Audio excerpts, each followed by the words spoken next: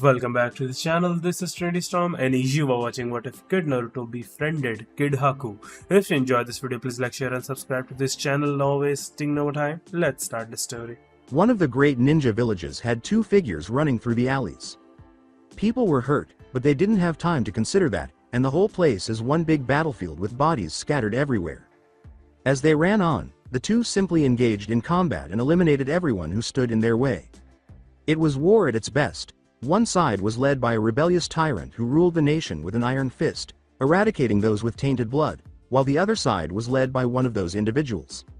Even though she was only in her 20s, she was able to rally an army to fight the evil tyrant thanks to her charisma and strength. The last conflict between the two sides took place on this day in an attempt to free the capital from the current Mizukage Yagura's control.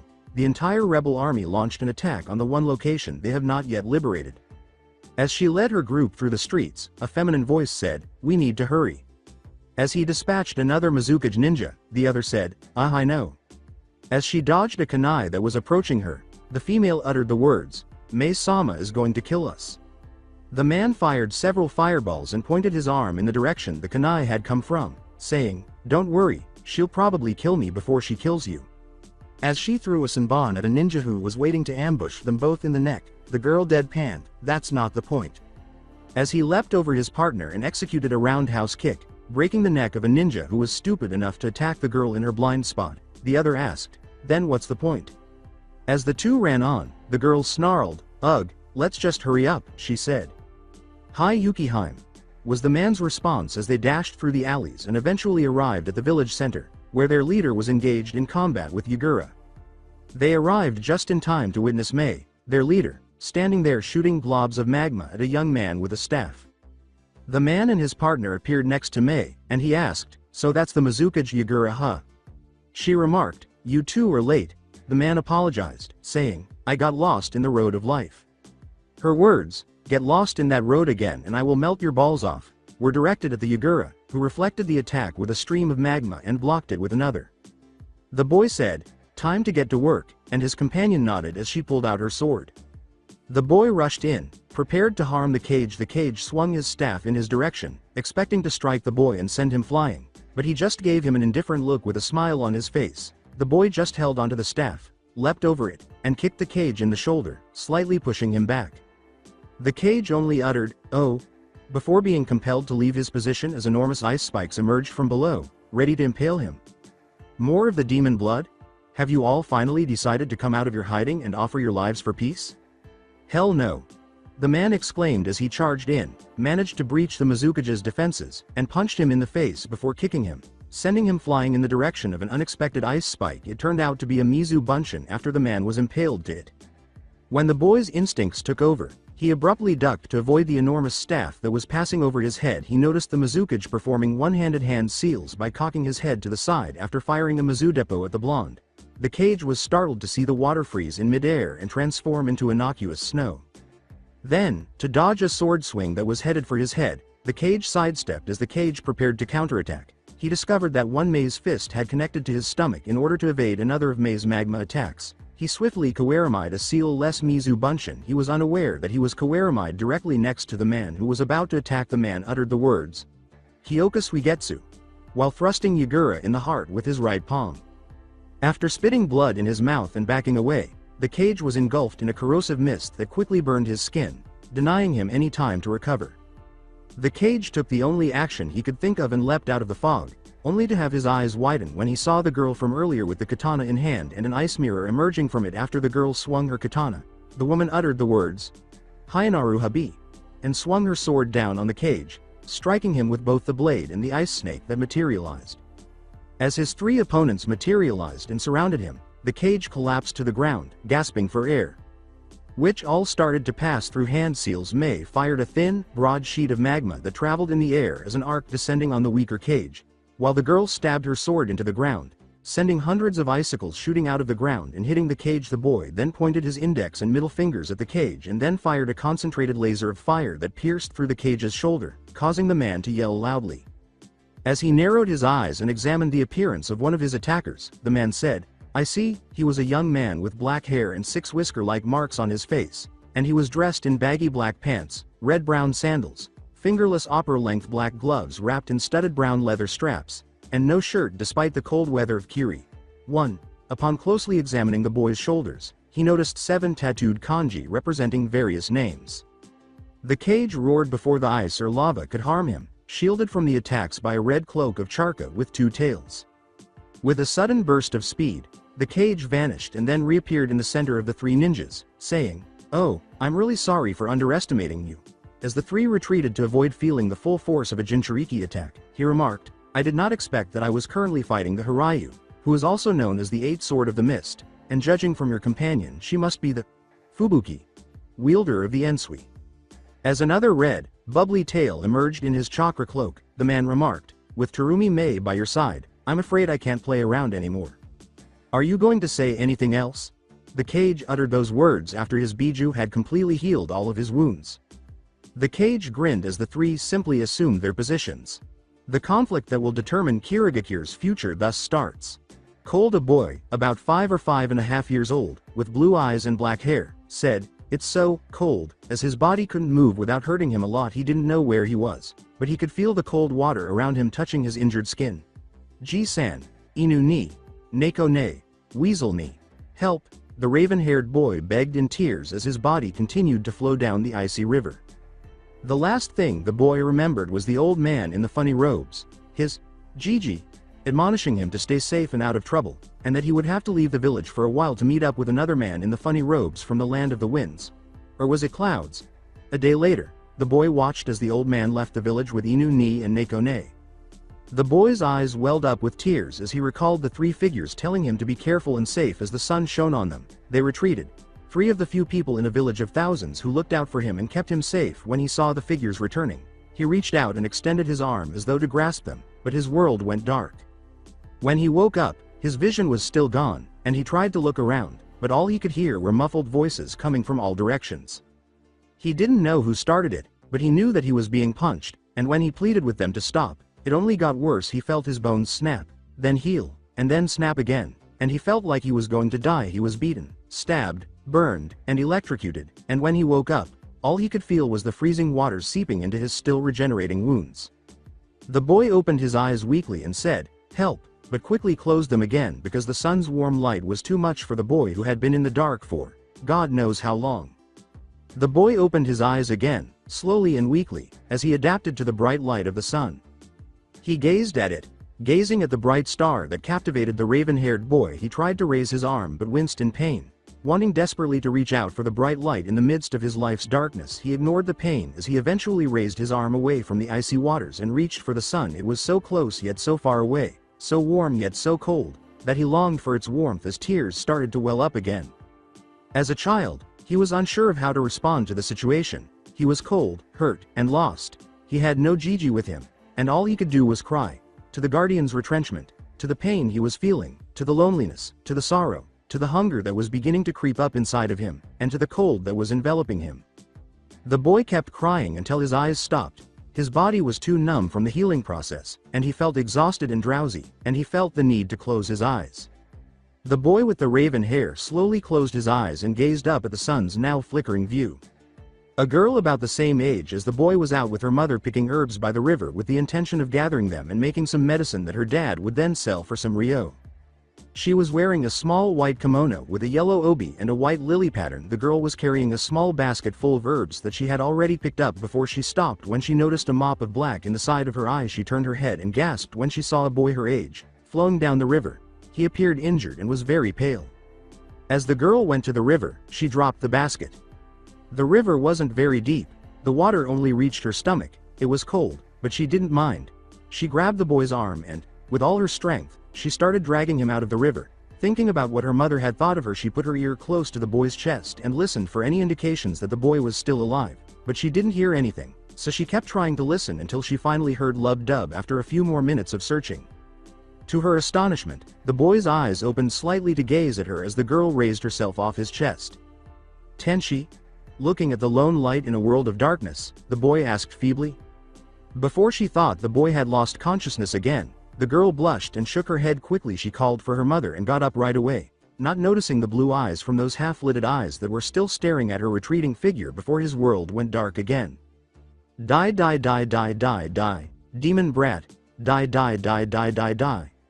You don't deserve to live. Die die die die die die. You killed my husband, you killed my brother, you killed my family, you killed my daughter. Die die die die die die. You demon, don't eat. Die die die die die die. As the crowd started to encircle him, the boy looked around. Die die die die die die. The boy called out, Gigi, as he searched for his Gigi, only to be met with the same scene again. The old man's shadow and retreating back as he left Konoha, sealing his doom. Die die die die die die.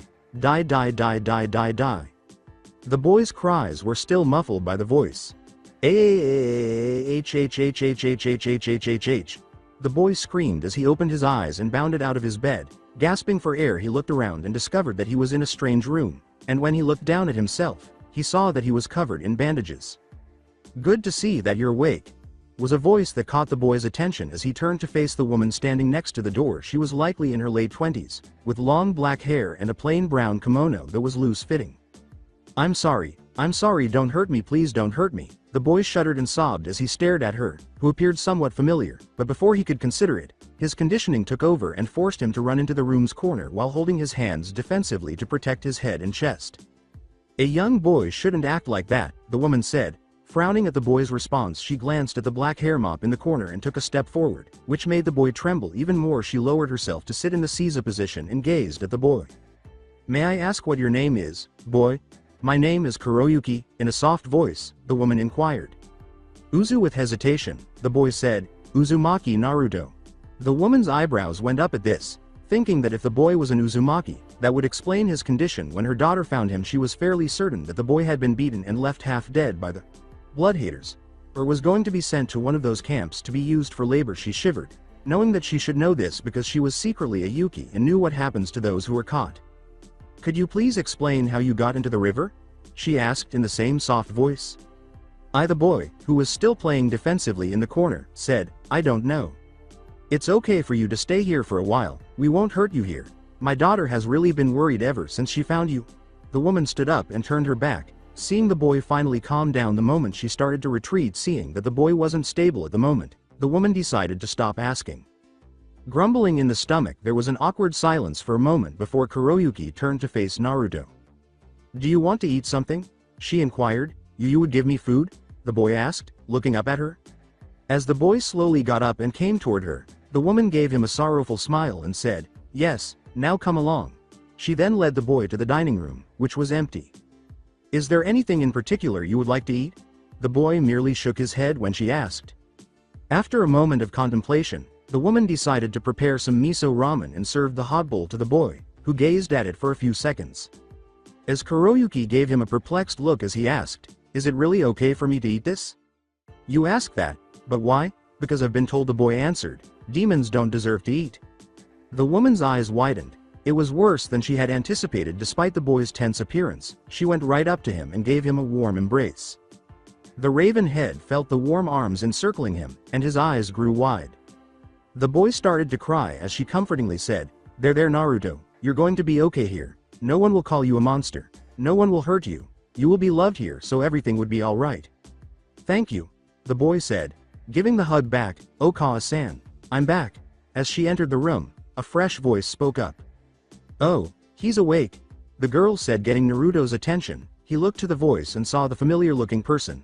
She looked exactly like her mother and was wearing a plain-looking green shirt and black shorts. Tenshi? The boy asked as he looked at the girl, getting a strange look from Kuroyuki. Haku. My name is Haku, she added with a smile. As the boy gazed at the attractive girl in front of him, his cheeks began to flush a little. Hello Haku-san, he said. Haku, are you up for some food as well? Kuroyuki said. I just made some ramen, and her daughter gave her a happy nod. You should eat your ramen, was said cheerfully by the girl sitting next to Naruto as she gazed at him. Her statement that, it tastes better while it's hot, caused the boy to nod. Returning to the room with another bowl of hot ramen, Kuroyuki paused for a moment before grinning and swearing for a moment when she saw her daughter talking excitedly to the boy. The older Yuki put the bowl in front of the girl and said, Here's your bowl, Haku. Haku took her chopsticks and began eating the ramen, nodding. After giving her a long look, Naruto picked up his own chopsticks and began eating the ramen. He had never tasted anything better in his life. After 2 years, the past 2 years has been a godsend for the raven-haired Uzumaki. The family was kind to him, even the father Jiro, who met later that day 2 years ago. Naruto, now 7 years old, was wearing a short black loose-fitted kimono lined with red on its sleeves and cuffs on top a white turtleneck shirt, and blue pants, plus dark navy blue sandals. Naruto is extremely different from what he was like 2 years ago. He was happy, cheerful, and had a generally positive outlook in life. He was also smart for his age, surprising both Jiro and Kuroyuki when he managed to learn about all the different type of herbs in a week. The boy was sponge for knowledge, and Kuroyuki adamantly decided that he should use it for something. At first she directed the boy towards the medical field, but the boy said something about wanting to become a ninja, earning an immediate no from Kuroyuki. However, as he kept begging, Kuroyuki eventually gave in and brought Naruto a book called Chakra Usage for Dummies, which is now the boy's favorite book. He even showed it to Haku a few times and was surprised when she managed to form a snowflake using her chakra. Having heard about how people could do that or killed by people here in Mizu no Kuni, the two decided to keep it a secret. In a clearing close to their home, Naruto was playing with Haku, who was still bright, attractive, and happy. Over the course of the previous 2 years, the two had become so close that Naruto called her Haku-chan, and she called him Naru-kun. At this point, they essentially thought of themselves as brother and sister because it was Haku who was able to free Naruto from the defensive, shivering compulsion he had when adults were around or when he was touched. The two even made an innocent, childish vow to be there for each other forever and ever, which made Kuroyuki and Jiro laugh as they unintentionally proposed. Haku-chan, huh? As the two played ninjas, he said to Haku. You mean Naru-kun? Do you not think ninjas are awesome? The boy with the raven hair continued to act like a ninja while hurling punches. Well, they're cool, but I'm not a huge fan. They kill people for a living, I heard from Okawa-san. Haku's response caused Naruto to turn and gaze at the young Yuki. Well, they are strong, but I know they kill people. I'll protect you, Okawa-san, and Ado-san until the end of my brat Dabeo, because I'll become the greatest ninja in the world one day.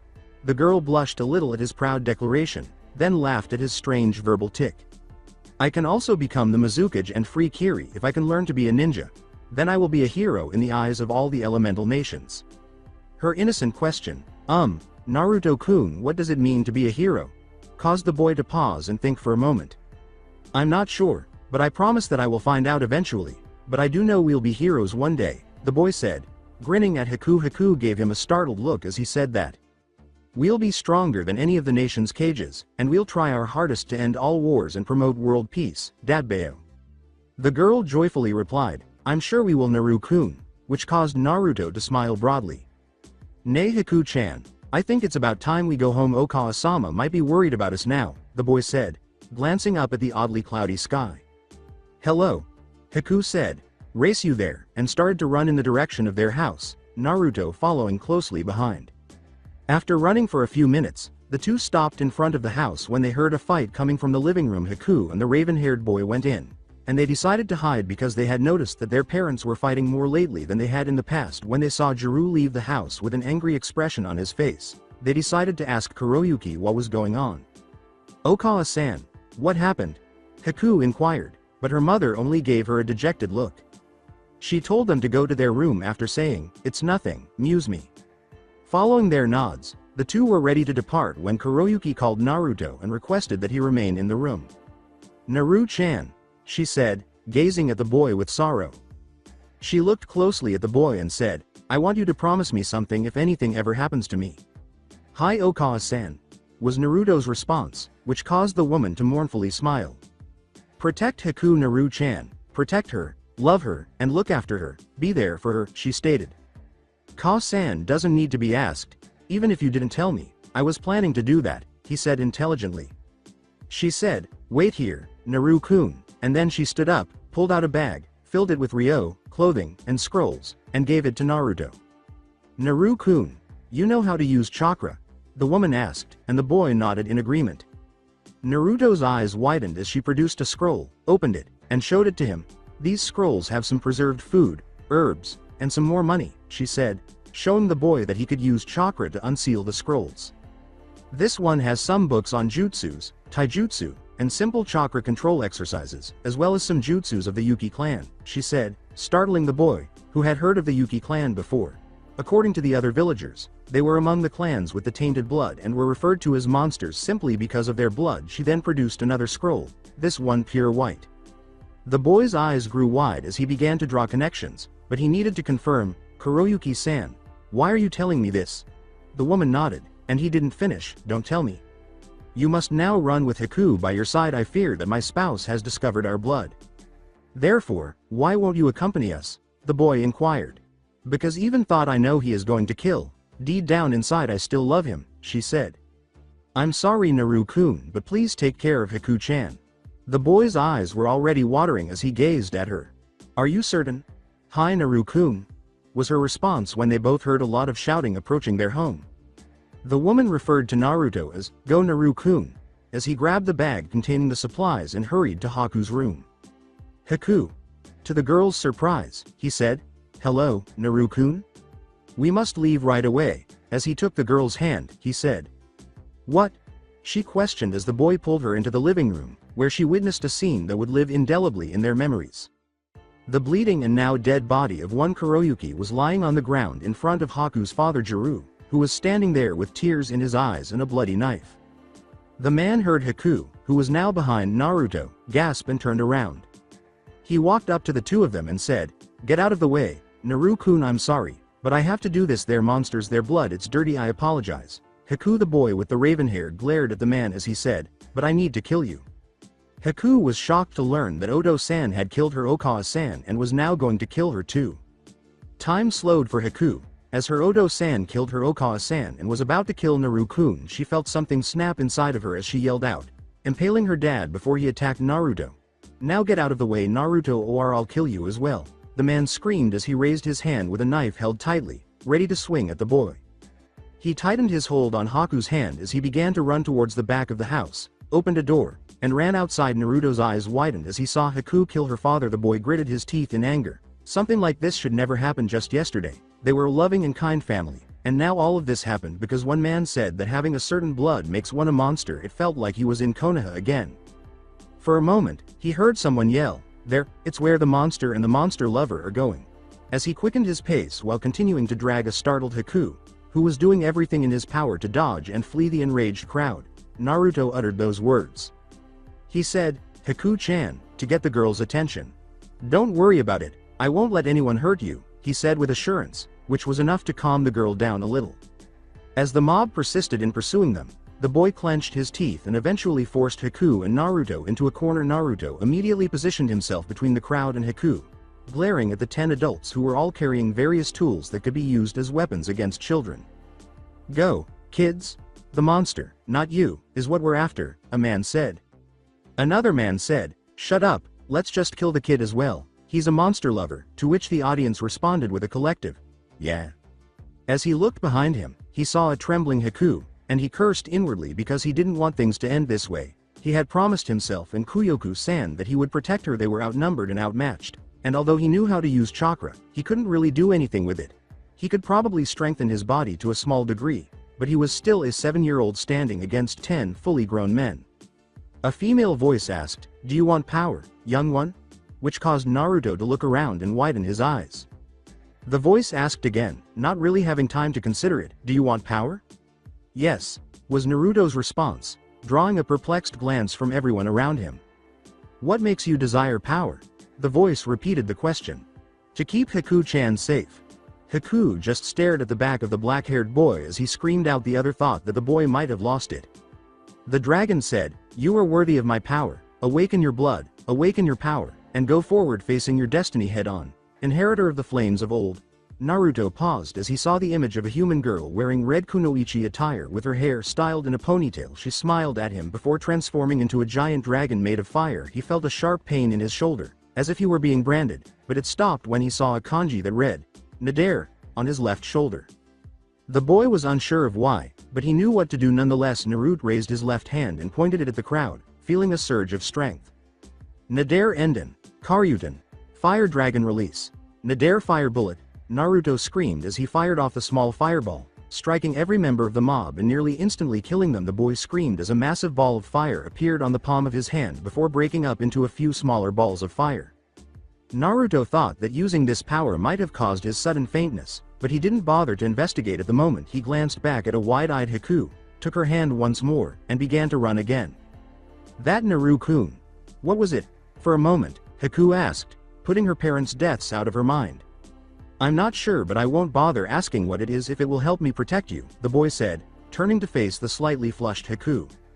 Haku-chan, don't worry. I'll keep you safe no matter what. The boy with the raven hair turned his gaze from Haku back to the road they were traveling, saying, no matter what, that is a promise of a lifetime. Haku simply stared at his back, and for some reason, she had a gut feeling that Naruto would fulfill his promise to support her no matter what. Thank you, Naru-kun, she said, holding on tight while gazing at the lone bright spot in the middle of this gloomy day. As he launched a fast-moving fireball at improvised target practices in the shape of enormous rocks, Naruto yelled, Karyuden. Nader Dai Enden, Fire Dragon Release. Nader Great Fire Bullet. Tisk. The boy said, clicking his tongue, but the attack was still draining too much of his chakra and wearing him out more quickly than it should have since Nader gave him this new power. He hasn't really heard from her. The boy with the raven hair said, one more time, while he continued to shoot fireballs, gradually draining his chakra. He needed to strengthen himself, and ever since the events of a month ago, he has dedicated most of his time to training. If he wasn't caring for Haku running, push-ups, sit-ups, squats, curl-ups, and any other beneficial physical conditioning activity that came to mind, he was able to learn how to use his chakra with the help of the books that Kuroyuki left in the scrolls for him and Haku, but after a few attempts, he discovered that his control was completely useless. The boy let out a sigh when he realized that too much of his chakra had been used up by his attack. Naruto uttered the words, one more, as he fired, hitting a good number of targets with a series of fireballs that came off quickly instead of just one. As he attempted the attack once more, shooting tiny flames in quick succession, Naruto thought, huh? The boy scratched the back of his head and remarked, so it seems that firing smaller flames rapidly takes less chakra and time to form than actually using one big fireball each time. Naru-kun, as Haku called out to Naruto from behind. When Naruto turned around, he saw Haku carrying a basket of food. Hi Haku-chan. The black-haired boy felt bad for not noticing her when Haku said, I wanted to ask you if you wanted to eat about 2 hours ago, but no matter what I did you didn't respond, so I just waited for you to finish because I wanted to eat with you. The black-haired boy approached the Yuki, who was also grinning, and exclaimed, I'm starving. Let's eat Haku-chan. She appeared happy, but the boy could see sadness in her smile. It seemed that she wasn't quite over what had happened yet. This made him feel a little tug in his chest. The boy sighed, but no one heard him. During the first week of their journey, Naruto's only task was to tend to an almost catatonic Haku. Naruto spent the entire week trying to persuade her to eat, telling her that it wasn't her fault and that everything would be fine, just like she had done for him those 2 years prior. Although she didn't say much, Haku broke out of her gloom and told him, tears in her eyes, that it wasn't his fault. When she heard him blame himself for what had happened, Haku appeared somewhat happier after that, but her forced smiles caused Naruto to frown. While the second week was largely the same as the first, Naruto began his training routine, which, to his surprise, was also followed by Haku, who stated that she also wished to become stronger. As much as he would hate to admit it, Haku was stronger than him at the moment.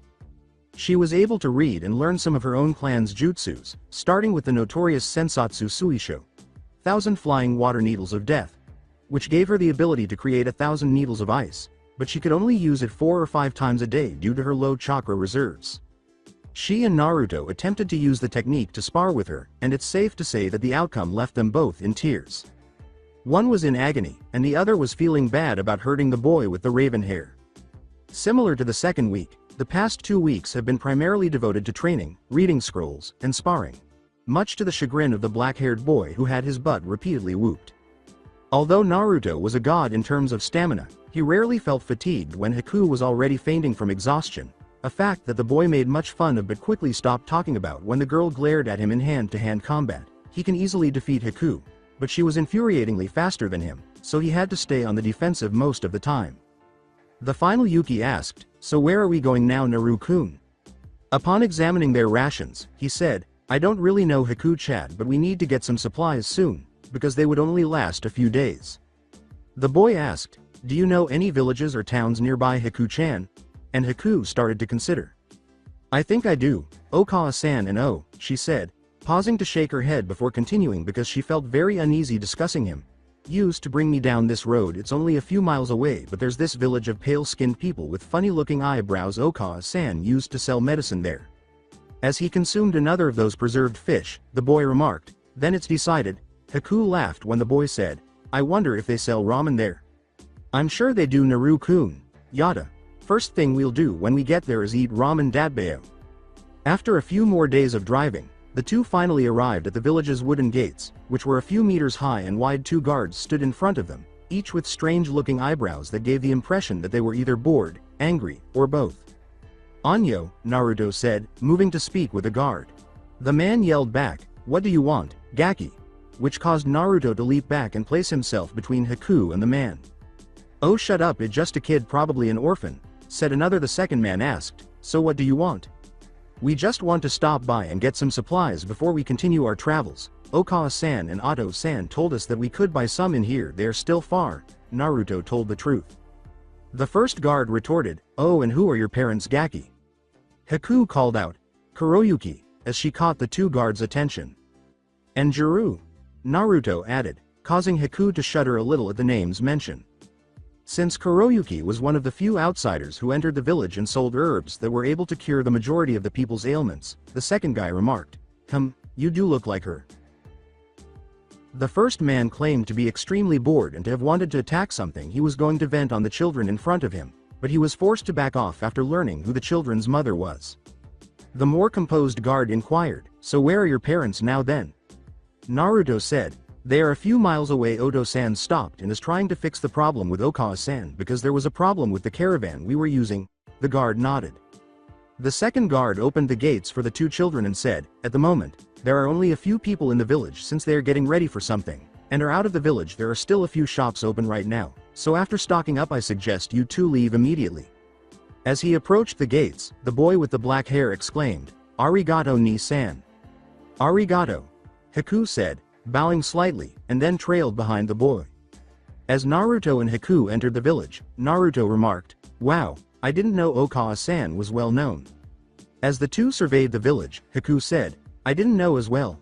There were obvious signs of battle and scuffles everywhere, but the wood houses, which were plainly colored but appeared rough and old, seemed to fit the place perfectly. With a hint of excitement, Naruto said, Nay Haku-chan, let's go buy some supplies before we start exploring. Hi, Haku, was the response as they entered one of the remaining stores and started purchasing supplies. At the expense of all their remaining ryo, the two emerged after 20 minutes with a bag full of supplies that would last them for another month or two. Naruto was able to seal everything in a scroll by learning a little bit about sealing from the books Kuroyuki gave them. Glancing at the youthful Uzumaki, Haku questioned, Nay, so what do we do now, Naru-kun? From what the guards said, there are only a few people here, so why don't we go in their houses and look for stuff that can help us in our travels, Naruto replied. But, that isn't right, Naru-kun, that's stealing. He paused to consider, I know Haku-chan, you just stay here, I'll go around the houses. Naruto was about to leave when he felt a slight tug in the sleeve of his kimono. We're out of money, Haku-chan, and I don't see anyone willing to give two 7-year-old kids a job. The girl said, don't leave me, I'm going with you. Naruto exclaimed, okay then let's go Ibeo, as the two started to search through homes. Since the first house they entered was deserted, the two were able to search and discover several hundred ryos, which the raven had pocketed.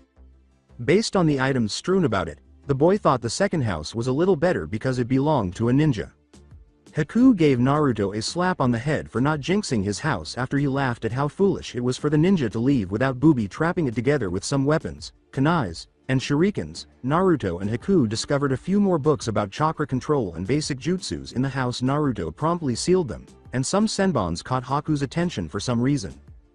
The two chose to go to their third house after rifling through the ninja's house. This house was similar to the second one in that it had additional ninja items, which they promptly took, but it had a basement. When curiosity got the better of them, the two went downstairs and discovered a tiny door at the bottom that led to a dank and dark room. Naruto took a deep breath and opened the unguarded door slowly, revealing a lengthy hallway.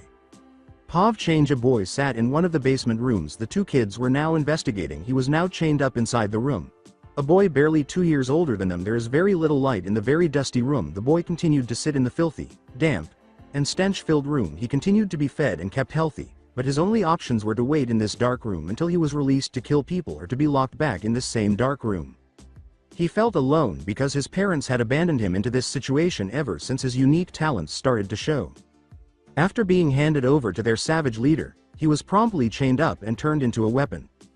They referred to him as a weapon and a monster, but the people knew that their savage ways relied on this one boy's suffering to be happy. He was supposed to guide them into combat and usher in a brighter future, but he will ultimately be discarded like useless weapons. Following the great conflict, people occasionally came to visit them with their kids in tow, and they pointed at me and informed them that I was a monster, I was not human, I was a weapon. The boy shook his head, saying that he had had enough of those thoughts and that he had long since stopped crying. He started to focus more on the current task. He was making some drawings in the ground. With one of his bones he sketched images of his devoted family, friends who would support him, and the bright, warm sun he longed to see again. Before he tried to ask some guards why he was coughing and feeling unwell, but they shrugged and told him to just get over it. He started sketching again as he could hear some faint sounds outside the room.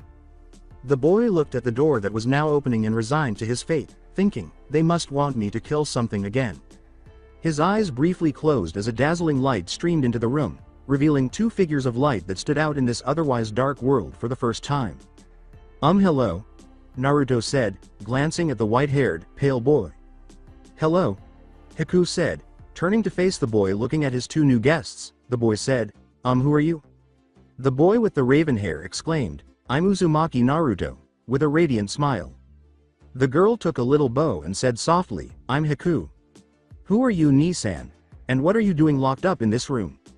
The boy said, I'm Kimimaro. Looking at the two, I'm locked up here because he paused, taking a gulp, and then said, a monster, a weapon, I am not human, with regret.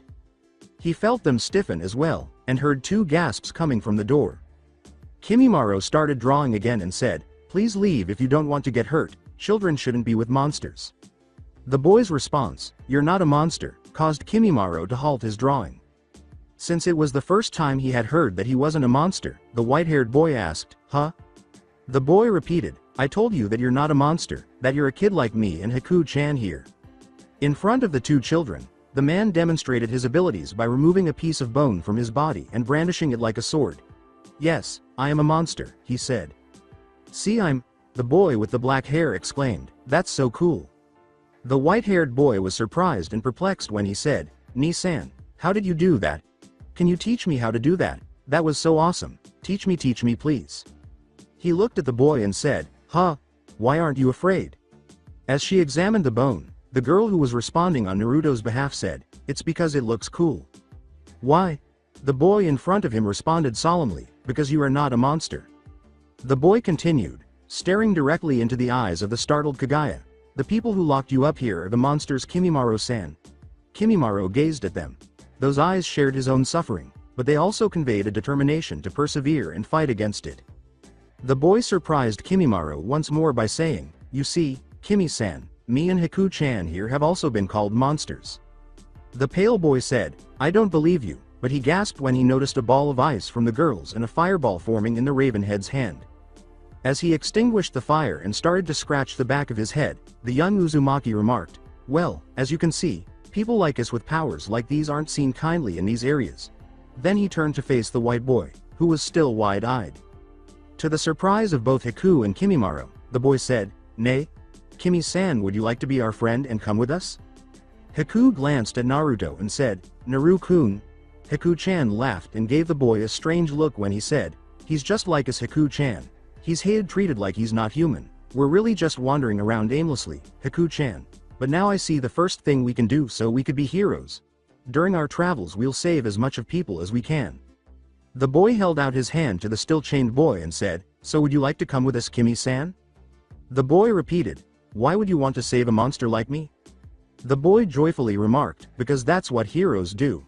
Kimimaro examined the boy carefully, doing his best to assess his character, and his voice was devoid of any hint of dishonesty or insincerity. Before he knew it, he held out his hand and muttered, I will never regret, come to regret, out of sheer confidence and honesty.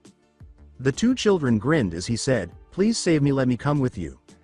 The young Kaguya nodded in response to the girl's question, do you know where the keys are? As the black-haired boy quickly left the room, leaving him and the girl alone, he responded, I've overheard the people say that it was kept in the room next to this one. The Yuki laughed when the Kaguya remarked, your friend is unique. As Naruto entered the room with the keys and started to unfasten the boy's chains, she remarked, "I know, and I wouldn't have him any other way." Haku walked up to the boy and helped him straighten up his trembling body, saying, "Nice to have you with us, Kimi-san."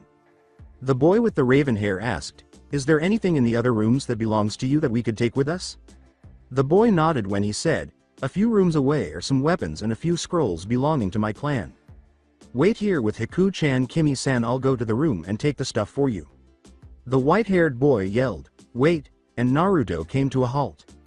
He pushed himself away from Haku and said, "You need the blood of a Kagaya to open the door." "Thank you for that, Haku-san. But I'm okay now, I'm at least strong enough to walk on my own," the boy said kindly as he led Naruto and Haku to the room. The young Kagaya bit his thumb and inserted it in a seal in front of the door to open it, saying, "This is it."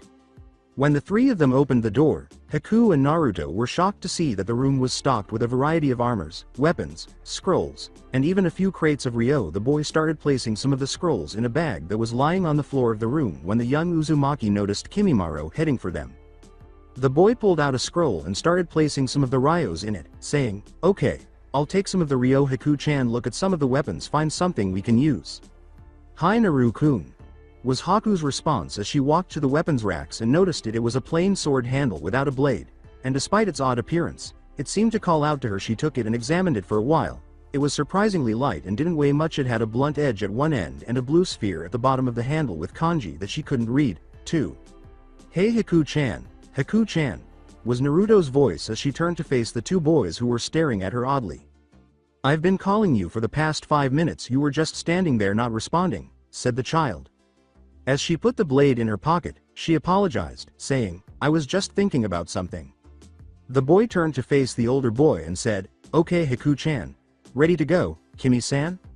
The boy with the white hair replied, "Yes, Uzumaki-san." He grinned and said, "Nope, call me Naruto," and dropped the san. The Kagaya gave him a little smile in return. "Okay Naruto-san." Naruto gave them the "you close enough" signal and walked away. The three fled the house and moved stealthily, trying to avoid as many people as they could. Naruto was relieved that there weren't many people in the village, because if there were, it would be extremely difficult for them to move around with Kimimaro. "Nay Kimi-san," was the boy's question to get Kimimaro's attention. "Yes Naruto-san. Do you know any exits from this village aside from the main gate?" The Kagaya tried to remember what he had seen when he was given his freedom and said, Yes, we could sneak into the forest to the west of town, but we need to be careful. There is a few guards patrolling that area." The boy gathered with Haku and Kimimaro and said, "All right, then here's the plan." Looking at the Kagaya, the boy asked, "Kimi-san, are you good in fighting?" Kimimaro said, "I'm decent, so as not to frighten his new friends with his skills." He made the final Yuki sulk and turned to face him when he said, "Well, then we'll just sneak out through the forest, and if we get caught, me and Kimi-san will fight them off while you run away Haku." The black-haired boy shuddered as she said, "You seem to be forgetting who won more times in our spars." "Naru-kun." She said his name with a hint of dread. Her voice sounded sickly sweet as she asked, "So you'll let me fight too, right?" For some strange reason, Naruto felt the will of millions of men yelling at him at that precise moment, telling him to comply with her demands or endure unspeakable suffering. A million voices cheered for his safety as the black-haired boy took a gulp and nodded in agreement with her request. Naruto looked at Kimimaro and Haku and thought, what the hell just happened? Kimimaro nodded as he ran into the forest after Naruto said, "Okay, then lead the way, Kimi-san." The three ran through the woods for approximately 30 minutes. Naruto heard a whirling sound piercing the air just as they were about to leave the town. As he pushed Haku into the ground, Naruto yelled, "Get down!" Kimimaro also ducked. After noticing some shurikens embedded in the tree in front of him, Naruto turned to face the source of the sound and noticed the mean guard from earlier approaching slowly with 2 other people. The previous man looked at the scene of 2 soon-to-be dead Gakis and the monster, and remarked, well, look what we have here." Another man pulled out a kunai and remarked, "Ha ha ha, so we got ourselves some monster lovers here, don't we?" And the other man said, "Oh boy, I wanted to kill something. Can I kill the little girl? Can I? The earlier guard said, "Do whatever you want, you sick freak." The girl took a step back when the man yelled, "Yay," in a childish manner as he started to approach Haku. Naruto said, "Kimi-san," as he approached Haku with the kunai already in his grasp. "Hi," the boy said, standing next to Naruto with two bones sticking out of his hands. As his two companions charged in, the previous guard remarked, "Oh, look at that, the Gaki and the monster trying to act like heroes, go get them." Since this was Naruto's first encounter with a ninja, he was aware that if the man had been one for a long time, he would be easily outclassed. The only way he had a chance of winning was if the man underestimated him, which Naruto was prepared to exploit. The man who intended to kill Haku was thrown the kunai by Naruto, but as was to be expected, the man simply avoided it. Before sprinting over and kneeing him in the stomach, he repeatedly punched him in the face, breaking up the boy's lips and nose. Then the man took hold of his hair and yanked him into the air. The other ninja who had arrived to attack him blocked Kimimaro before he could go assist his new friend. The Kagaya gritted his teeth and started dancing around, trying to render his opponent unconscious as soon as possible. When the man pulled out a kunai and was ready to stab Naruto, he said, "Well, I guess I do need an appetizer before I go to the main course." The boy then wrote some strange kanji in the air and placed his palm on the psychopath's stomach, saying, "Karyuden. Nader Enden. Fire Dragon Release. Nader Fire Bullet." When he noticed the tiny opening he was searching for, the boy shot tiny balls of fire at the man's stomach in quick succession. The man cried out in agony as he knelt down and clutched his stomach. The man glared up at the boy, but he stopped when he saw a massive fireball pointed straight at his face. Naruto shot the fiery ball at the man's face, killing him nearly instantly. "Eat this. Karyuden. Nader Dai Enden. Fire Dragon Release. Nader Huge Fire Bullet," he exclaimed. He turned just in time to see his new friend easily defeat the man by dancing around him and slashing and stabbing him in the body with the bones sticking out of his palms, elbows, and shoulders. "Yanagi no Mai. Dance of the Willow," he heard Kimimaro say. Naruto spit out some blood onto the ground and remarked, "Good job, Kimi-san." As his bone returned to his body, Kimimaro asked, "Are you okay, Naruto-san?" A slow clap from the final group of their pursuers followed the black-haired boy's "Hi" response. Well, I guess the monster has finally met another monster. Tell me, boy, what was that fire technique you used? I never saw that before." Naruto responded, "I don't feel like telling you," to the man who shrugged and suddenly materialized between him and Kimimaro. Naruto only exclaimed, "Haku, run," as a kick struck his stomach, sending him hurtling into the air. Haku remained there, swallowed, nodded, and fled. Returning to his Yanagi no Mai stance, Kimimaro launched an assault on the man. In an attempt to slow the man down even a little, he whirled around, slashing and striking at his legs with long, sweeping motions. As he avoided Kimimaro's blows, the man exclaimed, "Hoo monster got strong." The man heard a voice behind him say, "Karyuden. Nader Enden," and he instantly dodged the various flame bullets by using Kawarimi. When the man reappeared behind Naruto, he said, "Won't work, Gaki." Naruto grabbed him by the head and smashed his face to the ground. The man was going to kill the young boy with an axe kick, but he stopped when he felt 10 tiny, hard objects strike his shoulder. Holding his arms out in front of him, Kimimaro pointed all of his fingers at the man who was going to attack Naruto and said, "Tenshi Senden, 10 finger drilling bullets." The Kagaya fired more bullets, which the man managed to avoid this time, and declared, "I won't let you hurt him anymore." The man said, "Tisk," and started looking through some hand seals. "Doden. Dosakiryu. Earth Release. Earth and Stone Dragon," the man exclaimed, sending the young Kagaya crashing into a tree with that earth dragon. He deliberately undermined the jutsu because he didn't want to destroy their weapon. After all, it might still be useful in the future. He could only say, "Well, time to end," before he began to feel stab wounds all over his body. "What the hell?" he thought as he examined his entire body and noticed hundreds of senbons strewn across the ground and several hundred more impaling him. As he turned to look behind him and saw the girl he believed had run earlier, a feminine voice said, "I'm sorry, Ninja-san."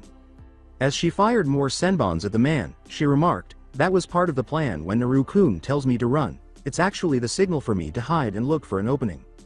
She fired another volley of Sensatsu Suisho, 1,000 flying water needles of death, to finish the man off, saying, "I don't really like killing Ninja-san, but for my friends, for my precious people, I'd gladly do so."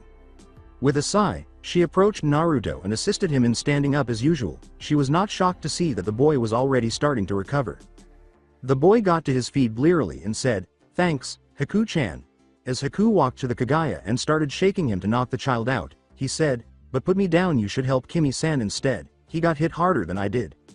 As he glanced at Kimimaro, he said, "You okay, Kimi?" The boy looked at them and said, "I'll live. Do you guys by any chance have some milk? I really want to drink some." He followed. But the raven-haired boy gave him a strange look as Haku opened a bottle from one of their many scrolls. "Here, Kimi-kun," Haku said, passing the bottle to the boy, who gulped it down right away. When the Kaguya said, "I feel better now," the black-haired boy and Haku both started to perspire. Looking at Naruto, Kimimaro said, "So where are we going now?"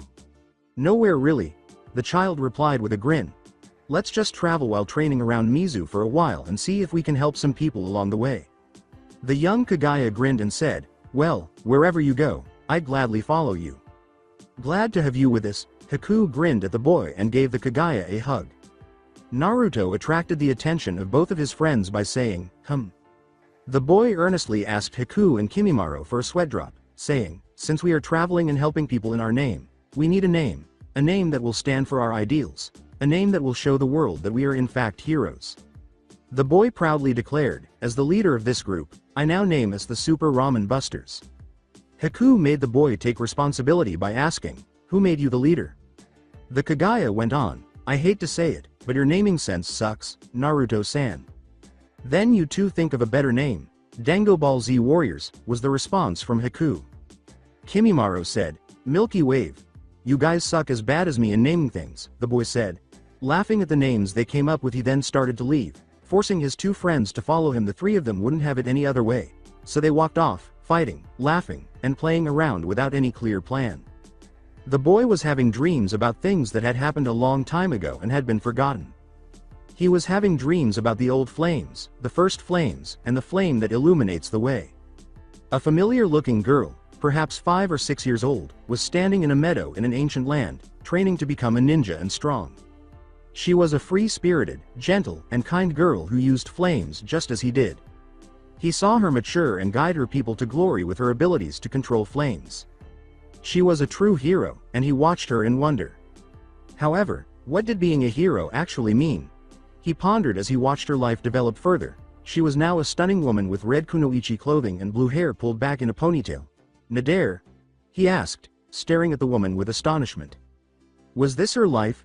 As he watched, he thought about her life, her death, her triumphs and failures, her joys and sorrows.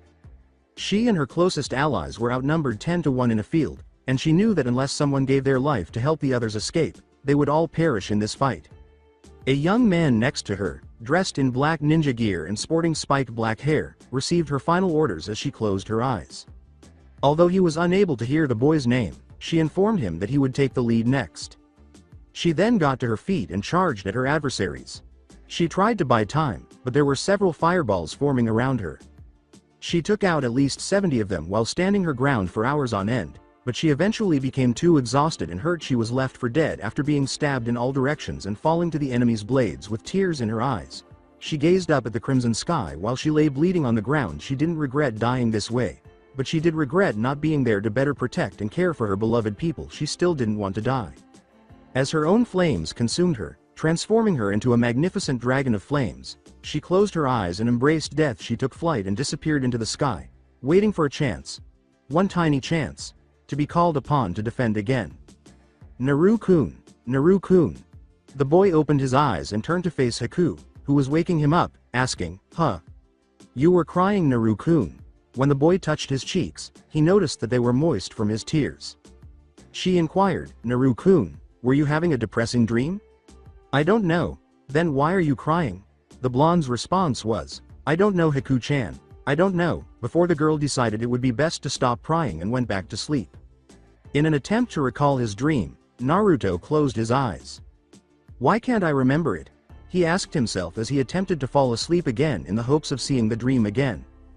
Unknowingly, the boy with the raven hair was given his first taste of what it meant to be a hero. Despite only having known Kimimaro for 3 months, the three have already bonded as close friends. You could even call them siblings at this point. The three primarily traveled around Mizu no Kuni during the past few months, helping a few people by reuniting a parent and child, stopping robbers, apprehending bandits, and other minor tasks while pushing their bodies to the limit. Speaking of training, Naruto and Haku's reflexes and taijutsu have significantly improved since Kimimaro joined the group.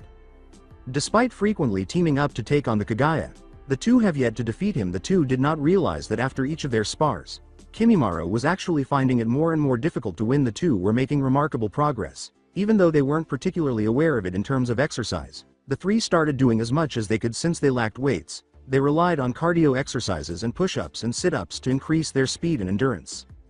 Kimimaro considered the two the fundamentals of water walking in terms of chakra control.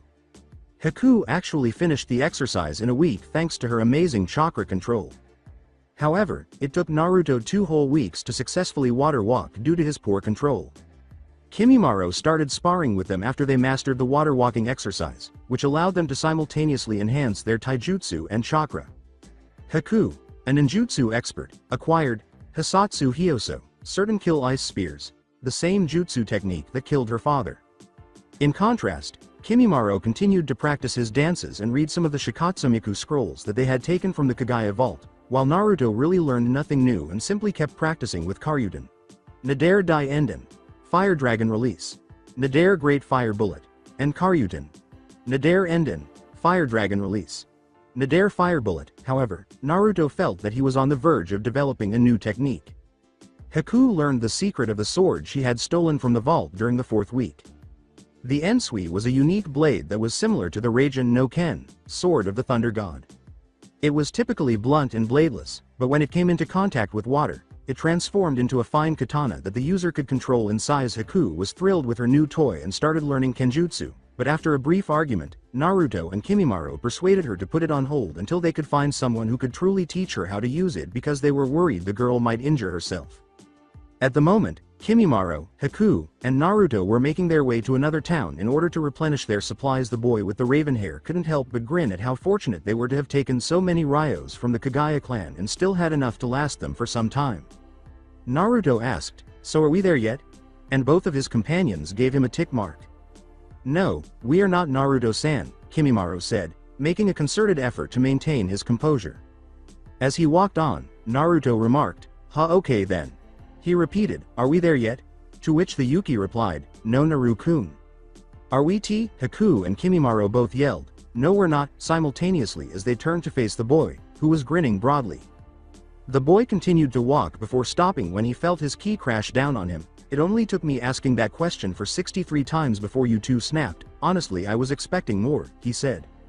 The boy, obviously not in the mood, said, "I was just joking. No need for violence." As his friends walked up to him, Naruto began to run quickly, but he slipped and fell. Hitting his face on the ground, he peered at the floor and saw that it was covered with a thin layer of ice. As Haku produced a senbon and Kimimaro extracted a bone, the blonde questioned, not the face?" The blonde's final words were, "Shit," as his friends started passing judgment on the boy. The boy, who was a little bruised, said, "I said I was sorry. He was much worse before, but he has been recovering rapidly because of a certain biju." As the group continued to walk, Haku responded, "Just don't do that again." Kimimaro pulled out a map of Mizu that the group had brought a few weeks prior and declared, "We are almost there." "Good. I wonder if they sell some ramen there. I'm in the mood for some." As the Kagaya nodded, Haku retorted, "You're always in the mood for ramen, Naru-kun." He had observed that the boy did have an unhealthy addiction to that product. The girl blushed as he said, "Yeah, then what about you and Dango, Haku-chan?" "But Dango are so good," gave Haku's pouty response. With a childish tone, the boy exclaimed, "Not as good as ramen." Kimimaro sighed. He was already accustomed to this, but it was strange that both of his friends had a tendency to defend the food they enjoy, with one of them asserting that the other is superior. The Kagaya didn't give a damn because, to him, anything that contained milk was preferable to ramen or dango. Now that the three of them were atop a hill with a view of the little town, Kimimaro said, "Look, there is the town," attracting the attention of the other two. Leaving his two friends behind, the kid with the raven hair yelled, "Yada! Let's go!" and ran towards the town. Haku exclaimed, "Wait, Naru-kun," and began to run as well. As he ran after the two, Kimimaro simply grinned and thought, the boy was really a bright ball of sunshine. Suburbs of the city. Pav changed. Just outside the city, a young girl was sitting by herself on top of a large rock and gazing up at the brilliant sky. Why did she always have to be by herself? As she kicked herself off the rock, she pondered. She doesn't have any parents because they passed away a long time ago. Since they disliked her and called her strange, she has no friends. She was placed in an orphanage after her previous home was destroyed by fire, leaving her without a place to call home. Her rag-like and outdated clothing could be explained by the fact that she had no money. She longed for love and acceptance more than anything else. As she observed other families, she was genuinely envious. Children who took the love of their families for granted infuriated her. They should understand what it was like to be in her shoes. Their family would always be cherished, she started to think as she sat on the ground with her back to the rock. She shrugged it off when she noticed that people were staring at her strangely lately. For some reason, people were always staring at her. She assumed it might be because of the unusual color of her hair in Mizu. As she kept her gaze on the sky, the girl extended her arms. She didn't really know where to go, but she wanted to get out of here in the hopes of making friends. With a sigh, the girl got up and started to leave after dusting herself off. As she turned around, she saw a black-haired boy with blue eyes and 6 whisker marks running towards her. "Watch out!" a male voice said from behind her. As she watched him lose his balance and slip his face just inches from her, time stopped and she was unable to react in time. The girl's lips found Naruto's, and their eyes grew wide when she pulled back and did whatever anyone would do if they were kissed by someone they didn't know.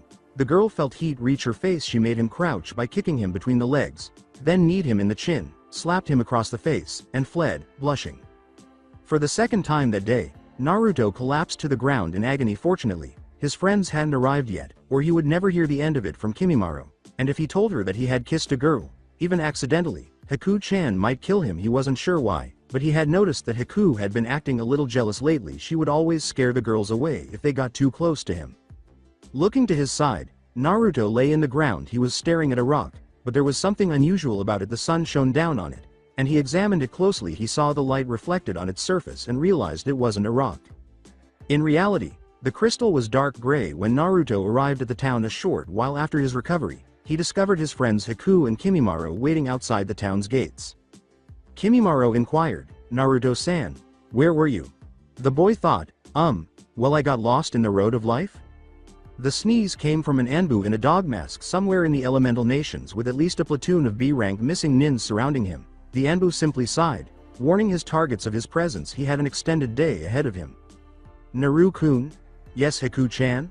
The girl narrowed her eyes at the boy and said, "Why do you smell like another girl?" The blonde stopped when he noticed the girl he had bumped into earlier leaving the town again. He said. As the girl he had unintentionally kissed earlier pointed at him and screamed the words that would have condemned him to death right there, the boy thought, worst timing ever. The girl exclaimed, "Pervert," and almost instantly made Kimimaro, Haku, and Naruto freeze. The boy exclaimed, "I can explain."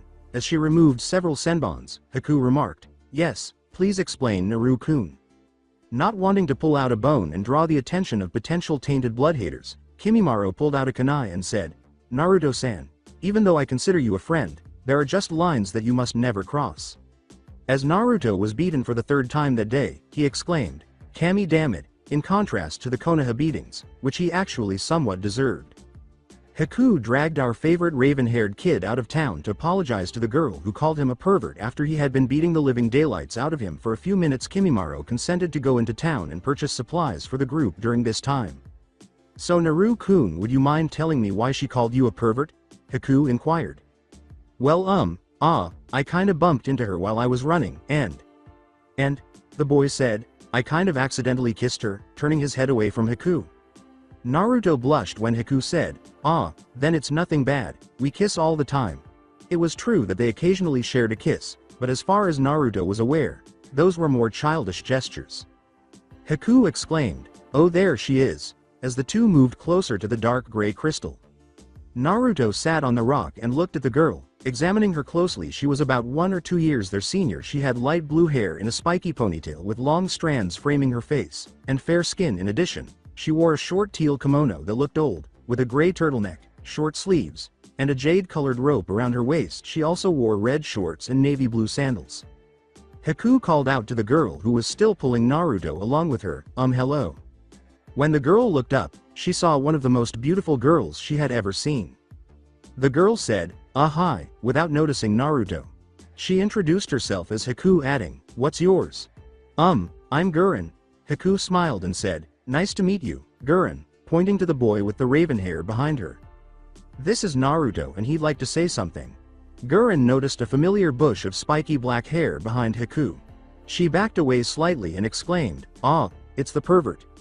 With a, "I'm not a pervert. I'm a super pervert" response, Naruto made everyone in the vicinity perspire. He thought, where the hell did that come from? While conducting research in the elemental nations, a certain Sannin sneezed after his research subject heard him sneeze.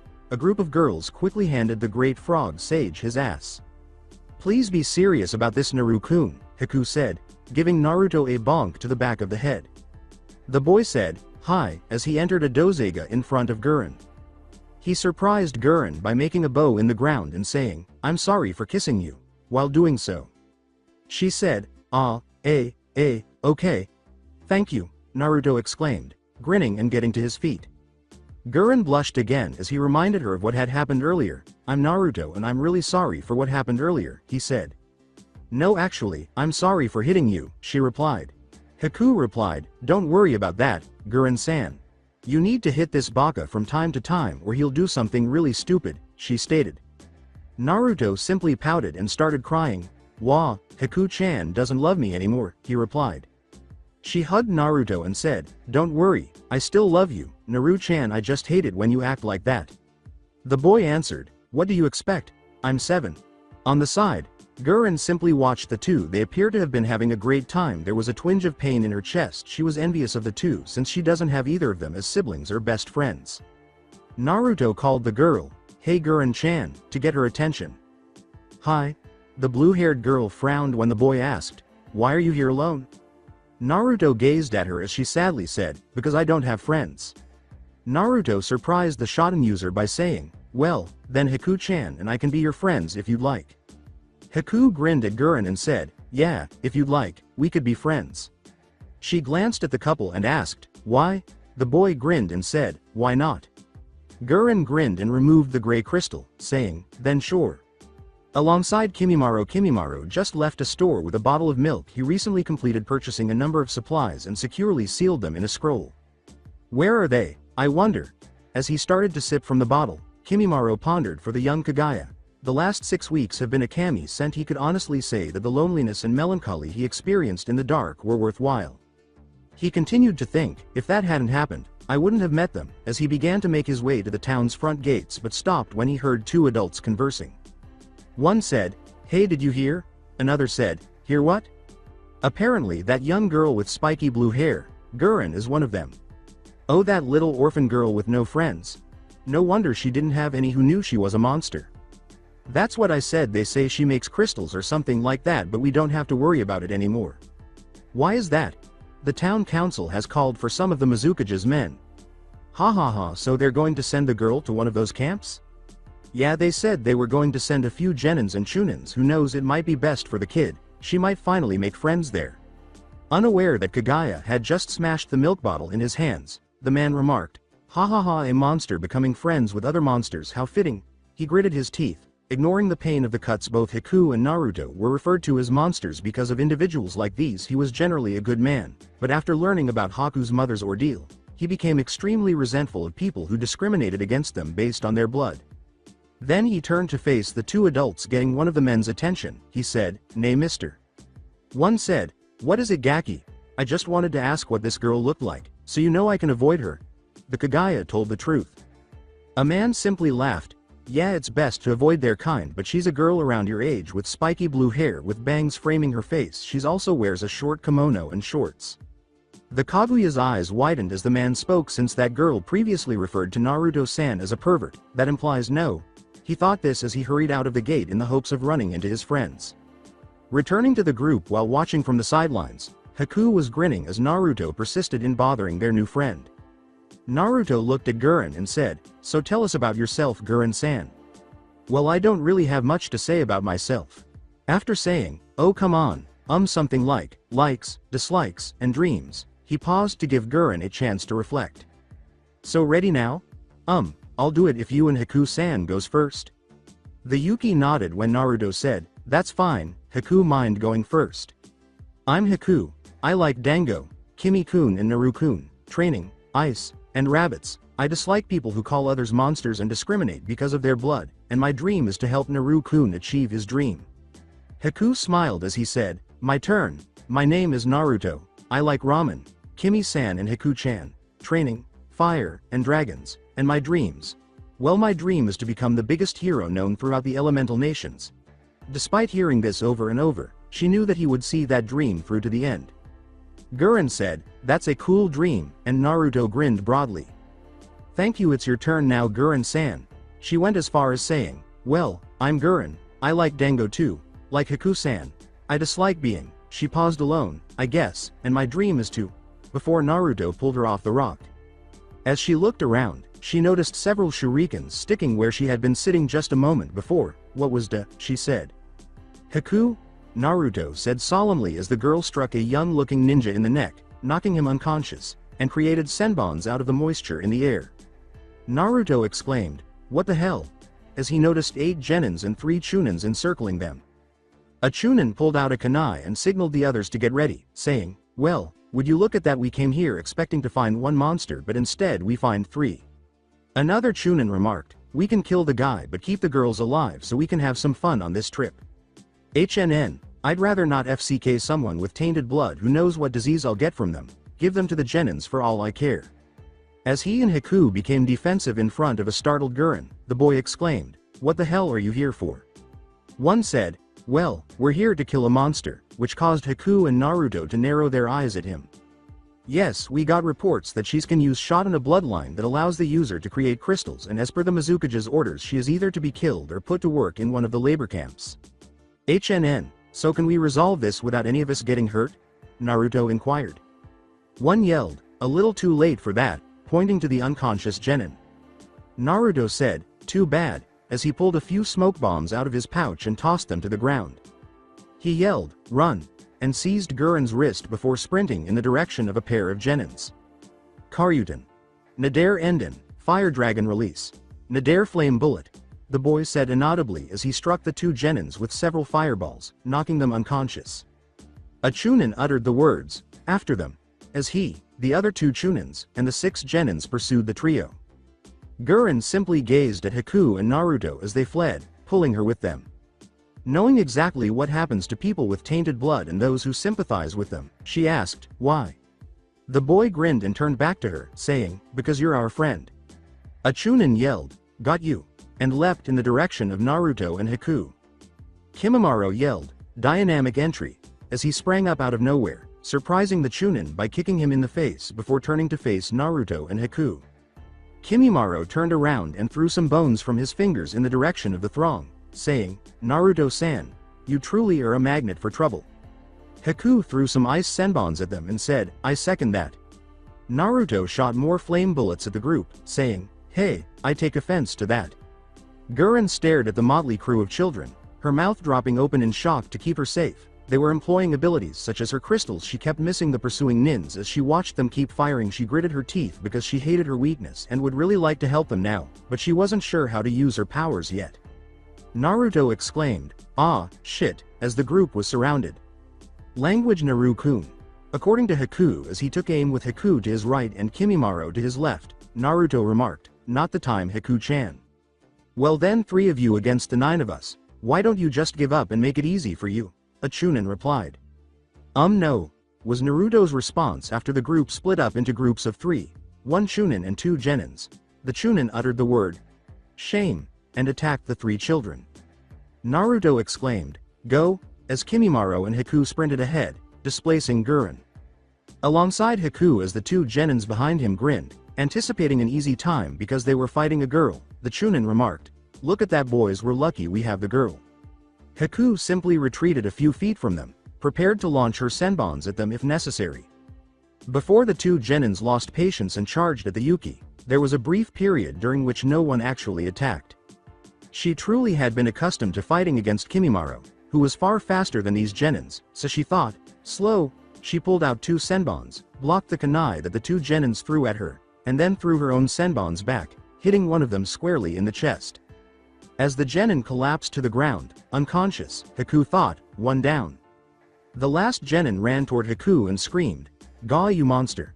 The Yuki flipped back when the boy pulled his fist back and tried to punch her in the face, and he threw more senbons at the now open genin while she was still in midair.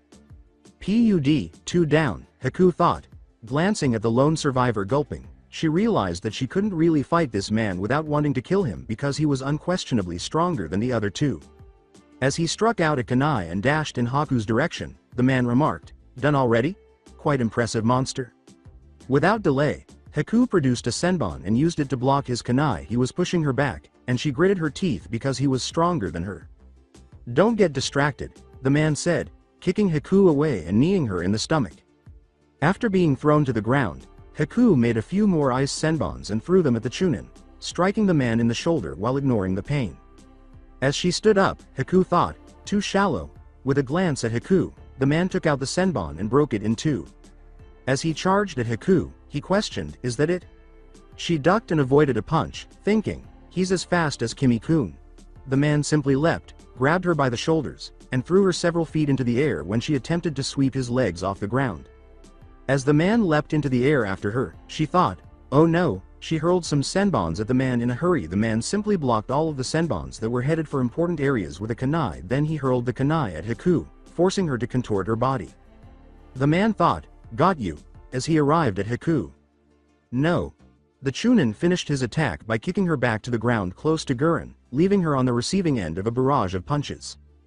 The young Yuki let out a cry of agony as her back struck the floor, but she dared not pass out because if she couldn't handle this much, all the training would have been in vain. The young Yuki then got to her feet, bleeding and bruised, and looked at the chunin.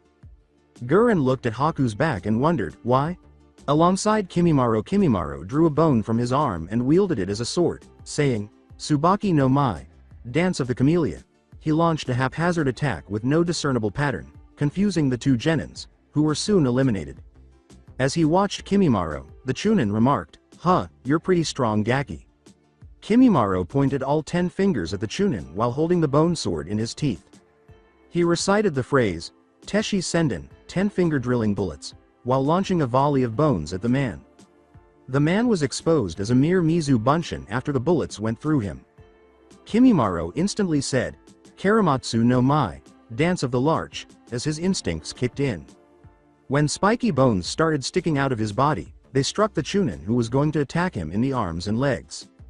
The man jumped back and clicked his teeth as Kimimaro ran in a zigzag pattern toward him. The man exclaimed, "Tisk, monster," and started going through some hand seals. Kimimaro washed a few feet back as the chunin screamed, "Sweden. Mazurapa, water release. Wild water wave," as water poured out of his mouth. The Kagaya stopped the man by shooting him with more bone bullets, striking him in his open wounds, as he started to go through more hand seals. "Fucker," the man exclaimed as he sprinted alongside him, dodging a barrage of bone projectiles. A few shurikens were then drawn by the man and hurled at the Kagaya. Kimimaro just kept trying to get closer, blocking the projectiles with his bone sword to put the man out and assist his friends. He only needed to deliver one solid blow. The man fired another Mazurapa, sending Kimimaro a few feet back, and completed another set of hand seals. This time, however, he completed the follow-up hand seals. He uttered the words, "Raiden, Jibashi, Lightning Release, Electromagnetic Murder," and sent Ration Chakra hurtling toward the young Kagaya through the water. As he nearly passed out, Kimimaro cried out,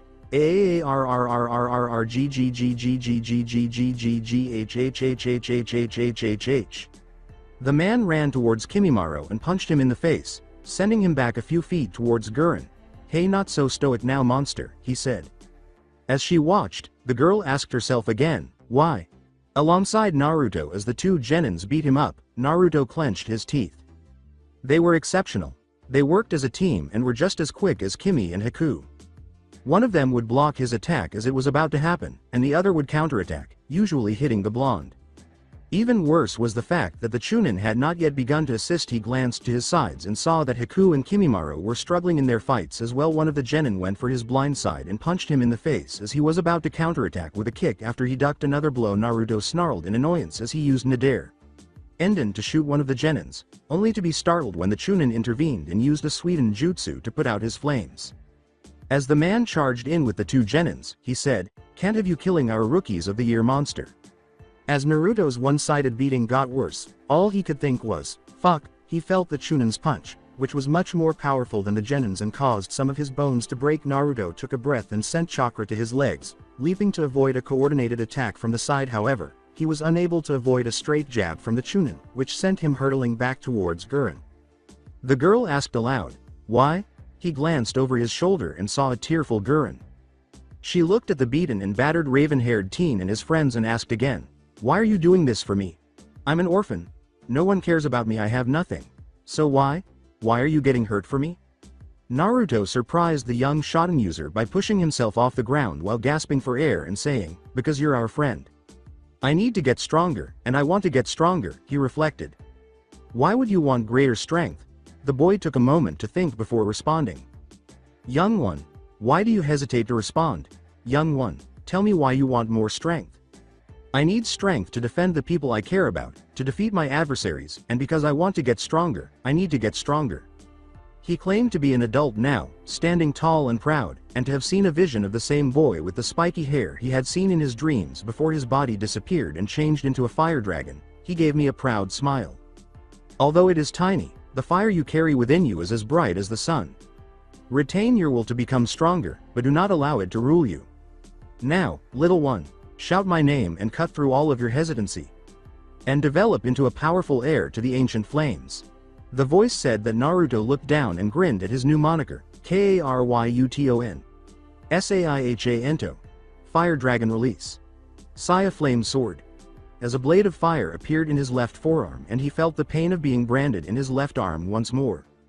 The boy took a breath, then lunged forward, leaping and cutting one of the genins. The boy used a kunai to try to block the fire blade, but was shocked when it sliced through it like paper and eventually split him in two. He crouched, began to channel chakra to his legs, kicked off the ground, and ran toward another genin. The boy was taken aback when Naruto slashed his legs off because he was still in shock over the death of his teammate. Then, before he hit the ground, Naruto twisted his own body to cut the genin once more. Naruto let out a breath and turned to face the now wide-eyed Chunin, who was still glowing from the flames of his blade. The man said, "You monster," as he started to go through some hand seals and hit the boy in front of Gurren with a Suiryuden no Jutsu, Water Release, Water Dragon Bullet Technique. As the intensity of the blade in his arm increased, the blonde muttered, "Cut through all your hesitations. Gurren will bear the brunt of the attack. If he fails, that would not be his."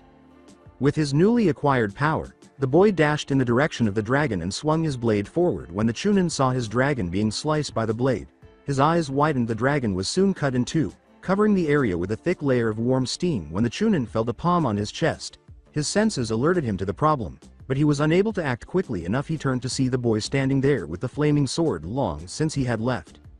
Naruto uttered the words, "Karyuton, Nader Dai Enden, Fire Dragon Release, Nader Great Fire Bullet," as a ball of fire pierced the Chunin's chest, leaving a gaping but sealed hole in him. From a distance, Naruto heard Haku yell, "Hisatsu Hyoso, certain kill ice spears," before hearing a voice yelling in agony. The boy looked at Gurren and said, "Well, I guess Haku-chan's done." Then he heard another strange cry of agony, "And so is Kimi-san," he added. The severely battered boy looked at Gurren and said, "Hey Gurren, do you want to become stronger?" "Hi," she said. The boy simply grinned and held out his hand to the girl with the blue hair. He said, "Then come with us," as Kimimaro and Haku, who appeared to be hurt and bruised, came up to them. When Naruto turned to face his two close friends, he remarked, "You guys look like shit." Kimimaro responded, "You're not any better, Naruto-san," since although he had a difficult time fighting that guy, the moment he came within close range, the man was already dead. Ignoring her own wounds for Naruto's sake, the Yuki asked, "Are you okay, Naru-kun?" "I'm fine, Haku-chan. Take care of your own wounds first before mine. We both know I heal fast." The blonde turned to face Gurren again. The boy asked, his hand still outstretched, "So do you want to come with us?" She gazed at the three figures, all of them smiling despite their injuries and blood. So strong, she thought as she gave the three figures in front of her one last glance, grinned, let a tear slip from her eye, and held out her hand to the blonde. She had at last found her family, her friends, and those who cared about her. So that's it for today. I hope you guys enjoyed it. Don't forget to like, share and subscribe to the channel for more awesome stories like this. Thank you. See you all in my next video.